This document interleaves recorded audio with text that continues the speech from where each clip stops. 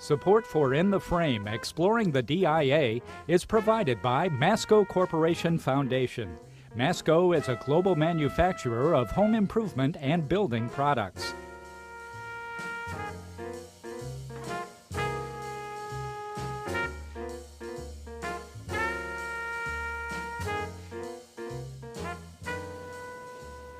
Hello, and welcome to In the Frame, Exploring the DIA.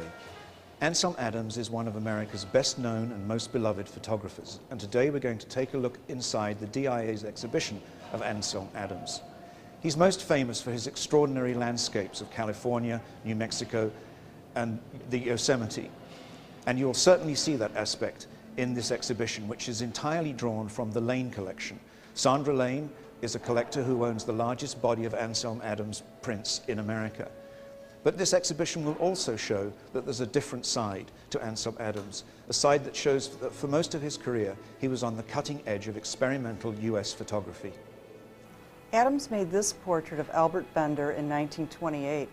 Bender was a native of San Francisco and an insurance man, best known as a generous friend and patron of the arts. He saw Adams' great talent for photography, and he encouraged Adams to become a photographer. Eventually, Adams would give up his life ambition of becoming a concert pianist to devote himself fully to a profession in the arts. And Albert Bender was instrumental to Adams' early success as a photographer and was seriously committed to supporting Adams, going so far as to subsidize Adams' first portfolio containing 18 photographs of his early Yosemite work. 100 portfolios were made at $50 apiece, and Albert Bender purchased 10 portfolios and persuaded others to purchase them as well.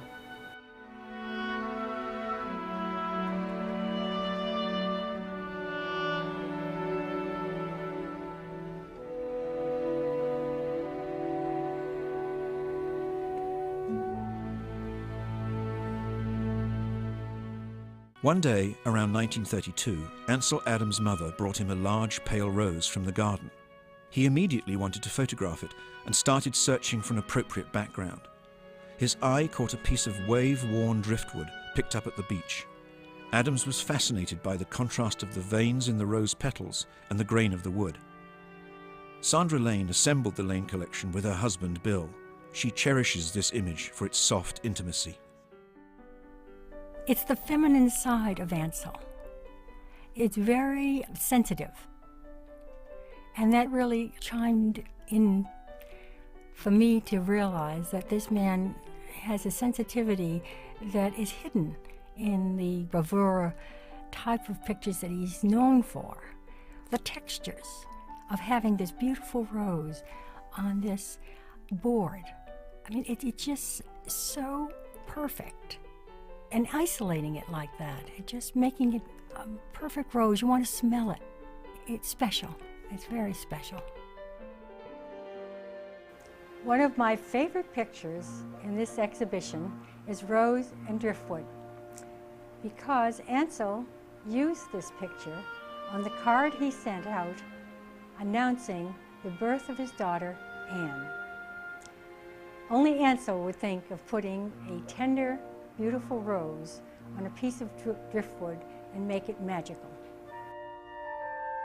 Adams had a fondness for cemeteries. He loved the mood of such places and the carvings he found there. He came across these two tumbled stones in Laurel Hill Cemetery in San Francisco. They express his belief that the landscape can offer every sort of interesting thing, from massive granite cliffs beneath thunderclouds to small, simple objects lying in the leaves. Around this time, 1936, Adams began writing about photography and the environment. Soon he would begin to teach photography. These roles would be central to his life from then on.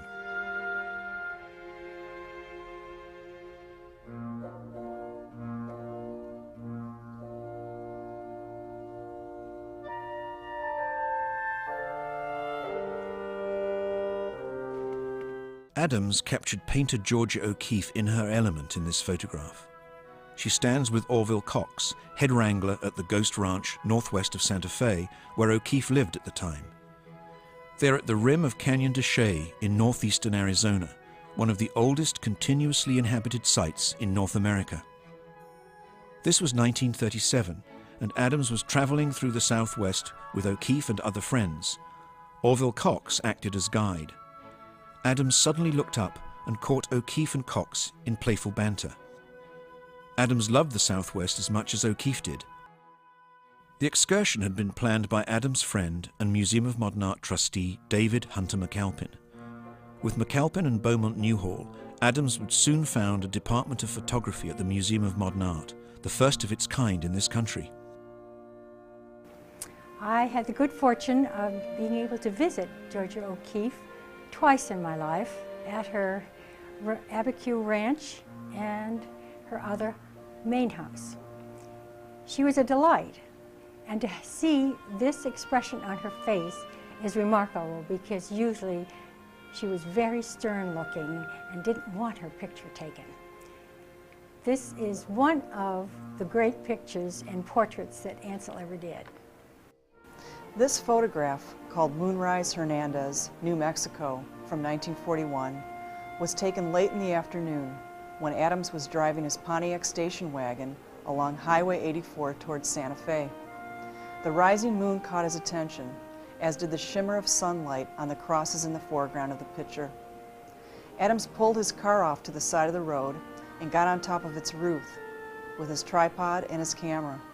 He wanted to capture the light as he saw it, but wasn't able to find his light meter. He ended up estimating an exposure time based on the luminance of the moon. He had just enough time to make only one negative before the sun slipped away and the town fell into shadow. Moonrise became one of Adams' most popular images, but the negative proved difficult to print, and years later he intensified the foreground of the negative to increase the contrast. Yet the negative remained a challenge, and Adams has said that no two versions of Moonrise Hernandez are the same. In 1933, Adams traveled to New York to meet this man, Alfred Stieglitz. The encounter changed his life. Stieglitz was the grand old man of American photography. He looked at Adams' portfolio and told him simply, "You're always welcome here." Adams photographed Stieglitz here in his gallery, an American Place at Madison Avenue and 53rd Street. 3 years later, Stieglitz gave Adams a one-person show there. Adams considered it the highlight of his career. While in New York, Adams photographed the city, a rare subject for this wilderness-loving man. The meeting with Stieglitz encouraged Adams to pursue his career with renewed energy and confidence. It also inspired him to create his own center for photography to spread the word to a larger audience. Hornitos is a 20th century ghost of a 19th century mining town. A favorite subject for Ansel Adams, it's located halfway between San Francisco and Yosemite. Fewer than 100 people live there today, but in its heyday, it boasted hotels, saloons, entertainment halls, banks, and 6 general stores. Hornitos was a flourishing town in the late 1800s, established by Mexican gold prospectors.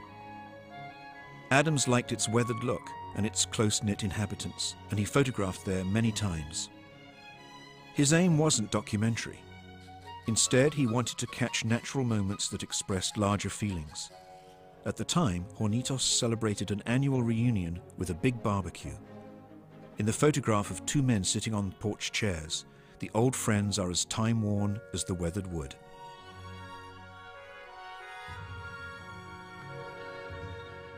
Many of Adams' most memorable photographs capture fugitive moments that only the camera can record, like this picture of leaves floating on a mountain pool. For Adams, much of the creative work took place in the darkroom. There, he made each print unique by making some parts lighter through a process called dodging, or darker, called burning. He was painting with light. Alan Ross was one of his assistants. He tended to draw a lot of analogies between photography and music, and one of his favorite was that he liked to refer to the negative as the composer's score and the print as the performance. Adams moved lightly on his feet in the darkroom. Collector Sandra Lane loved to watch him. It was amazing. It was like a dance. He would be dodging and doing and participating as if he was doing it all over again at the site. And the best part was, I expected a clock to be ticking away. Well, it was a clock, but it was a metronome that was ticking away, which was, it goes back to his playing the piano. This is what he loved to listen to. This is what he knew.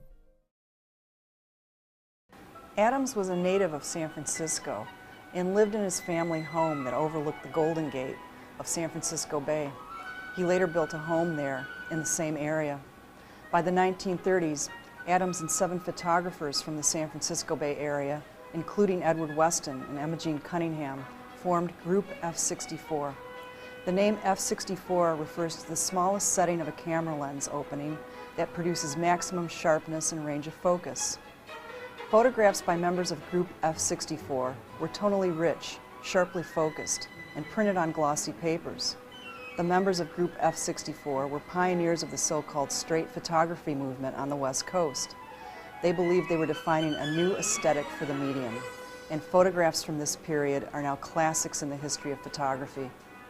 Adams' work from this period is quite different from his earlier distant views of Yosemite. He began to look at the natural world in great detail, often turning his camera on what he would refer to as the small and commonplace. Subjects such as flowers and weathered found objects, things that were rarely explored at close proximity. Often these close-up views of natural forms lent themselves to more abstract compositions.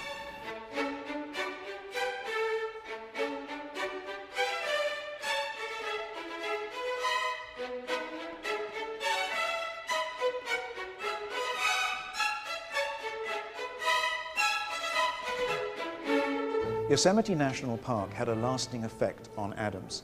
He first visited there in 1916, taking with him a Kodak Brownie camera given to him by his father. He made a connection immediately and visited there every year after that. He joined the Sierra Club. In fact, he even met his wife, Virginia Best, there. In the late 1920s, he worked with the San Francisco-based patron, Alfred Bender, to produce a portfolio of views of the Sierra Nevada. Adams made this photograph of a 2,000-foot cliff in Yosemite known as Half Dome during a chilly April day, hiking and photographing with his fiancée and future wife Virginia and their 2 friends. He brought with him a large camera, lenses, filters, a heavy tripod, and 12 glass plate negatives. Adams was 25 years old at the time and weighed only 125 pounds, but he thought little of the exertion of the hike. The elements often provided a number of challenges. His exposures were long, and sometimes the wind would vibrate the camera. Half Dome was also in complete shadow throughout their hike, but by the time he got to this view, the sun had just broke along its edge, and raking light revealed the beautiful texture and character of this awe-inspiring monolith. Adams was most interested in his photographs fully emoting the feeling and sensory experience he had in nature. In order to get the full emotional effect of this scene, he used a deep red filter and a longer exposure. And this picture, with its dark brooding sky and ominous cliff, was the result. Adams later described this as his first visualization, a term he used to describe the process of seeing the final image fully anticipated before he tripped the shutter. The changing sky was a continuing source of inspiration for Adams, who loved nature in all its moods. Here he shows the sky reflected in the Lyell Fork of the Merced River. He was back in Yosemite around 1943. Virginia Adams had given birth to 2 children, Michael in 1933 and Anne in 1935, and this had become one of the family's favorite camping sites. Michael Adams. This image is one of my favorites, the reflection of what Ansel called the tower in the Lyell Fork. One reflected peak stands out among the rest. Today, it is called Mount Ansel Adams. Officially pronounced after a year after his death. This was one of the most favored places of Ansel's in the entire Yosemite region. In 1986, we took the family into the Lyell Fork on a rather extensive pack trip, and I carried Ansel's ashes and placed them up on the mountain right at the border between the Ansel Adams Wilderness and Mount Ansel Adams in Yosemite National Park. Adams often talked about Yosemite as mournful. The waterfalls are gone for the year and the landscape falls dormant just before the winter. Adams felt that in Yosemite, fall color was never really brilliant, but the foliage from this area was dark gold and russet and embodied what he referred to as a quiet beauty. Always a tireless perfectionist, Adams felt this negative was underexposed. There's little difference in the values between the silvery gray granite in the background and the oak leaves, but the effect flattens the picture and the whole scene melts and shimmers together. This print frames one of the most majestic views in Yosemite Valley. The granite peak at left is El Capitan. At right, Bridal Veil Falls plummets down in a thin, white line.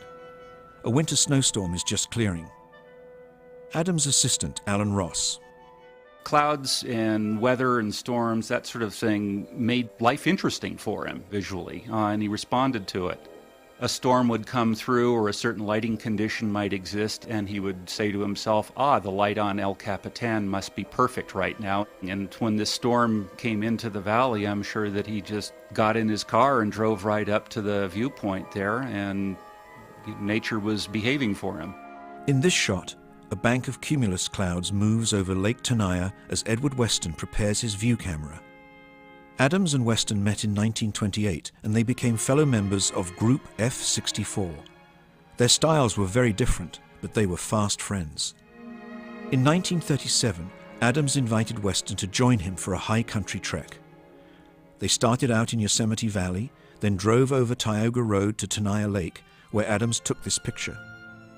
They continued over Tioga Pass to Mammoth, Minaret Summit, and Agnew Meadows, camping in the remote granite wilderness.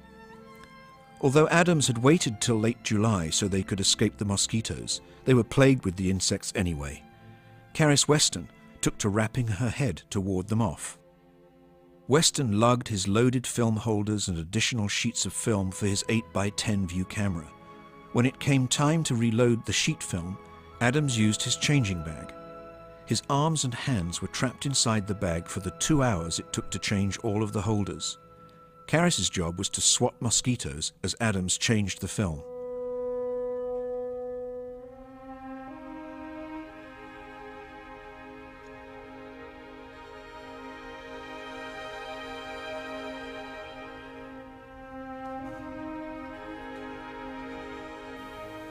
Ansel Adams made this wonderful series of very abstract photographs in 1940, one day having gone to visit his great friend Edward Weston in Carmel.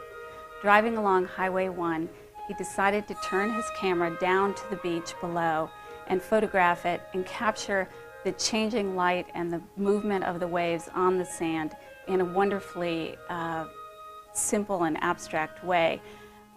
Adams photographed the scene over the course of about half an hour. And during that time, the light changed and moved slightly, and the waves went in and out. In the process, he made a beautiful and detailed study of this very small strip of sand and turned it into a sequence of beautiful abstract shapes, black and white and gray.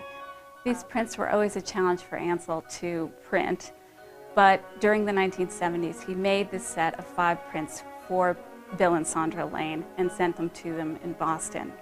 They were thrilled to have them, and they've always been a major part of the collection. They are numbered sequentially 1 through 5, but what's funny about them, and we laugh about this sometimes, is that other sets that do exist in other museums are in fact numbered in a different order. We sometimes joke that it's Ansel's last revenge, that we're very carefully hanging them 1 through 5, and yet every other set is numbered differently. Adams wrote about these images in his book Examples. He made them in 1940 on a trip along the California coast to visit the photographer Edward Weston, who lived in Carmel. In Examples, Adams said it's possible to determine the actual sequence of the exposures by observing the movement of the shadows on the rocks caused by the rising sun behind him. Today, we take large photographic prints for granted, but they were rare in the early 20th century. In 1936, it first occurred to Adams to make enlargements and transform them into Japanese-style screens. The project coincided with his interest in creating mural-sized prints. Between the mid-1930s and the mid-1970s, he made only about a dozen decorative screens, either for exhibitions or as gifts to close friends. This screen, with an abstract pattern of grasses on a pool, once belonged to Adams' close friend, David McAlpin. Adams took the original photograph in 1938 while hiking in Yosemite and the High Sierra with McAlpin and Georgia O'Keeffe. Adams wrote that the most effective subject for screens were patterns, patterns of grasses, patterns of leaves. He liked the way this made the image appear more like a tapestry. Ansel Adams made his first screens in the late 1930s. These wonderful Japanese-style folding screens were a project that he undertook for several decades, but probably only made about a dozen in all. Only 8 seem to have survived, so we're thrilled to have one in the Lane collection and be able to show it here in Detroit. This particular screen was made in 1948 and was taken in Yosemite, in a favorite part of the park that Adams photographed many times over the years and often took friends to, including Georgia O'Keeffe and his friend David McAlpin. This screen was made for David McAlpin in 1948 and has been in his family until very recently. This was shot in the Lyell Fork of the Merced River. Adams has trained his camera directly down into the water and captured the light on the grasses, and they begin to look like Japanese calligraphy or abstract expressionist painting.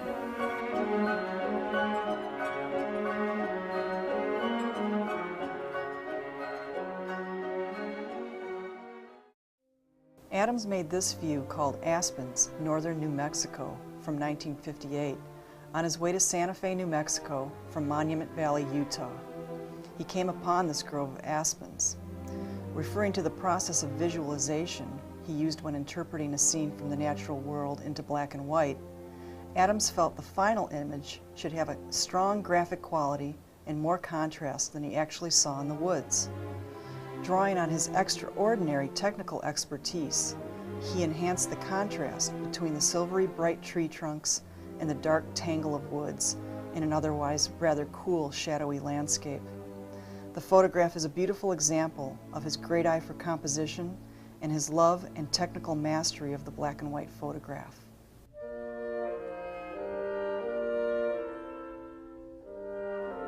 Adams' photography of the 1950s, 60s and 70s reflects the influence of the flatness and abstraction of the contemporary painting of the time.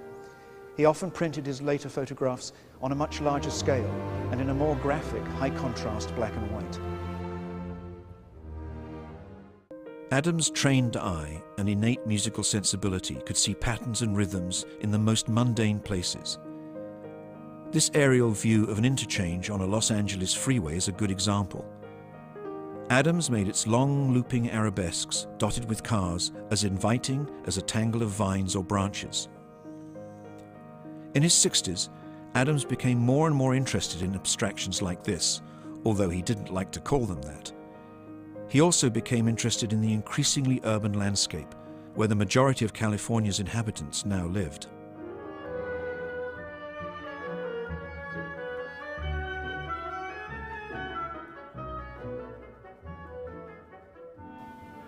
Thank you for watching this episode of In the Frame. I hope you enjoyed it. For more information on the DIA, go to dia.org.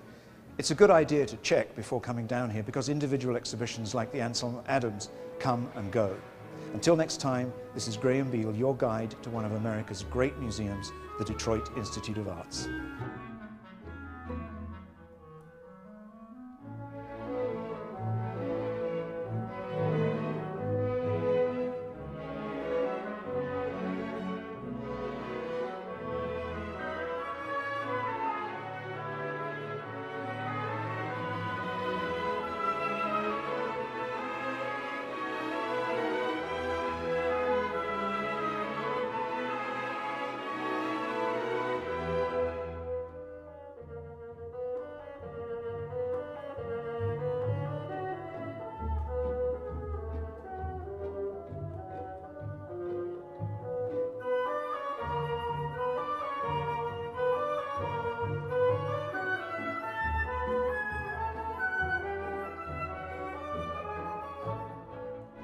Support for In the Frame, Exploring the DIA, is provided by Masco Corporation Foundation.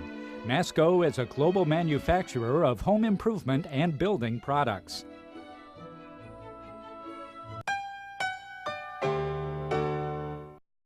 An encore presentation of In the Frame is available on demand for viewing at DetroitPublicTV.org.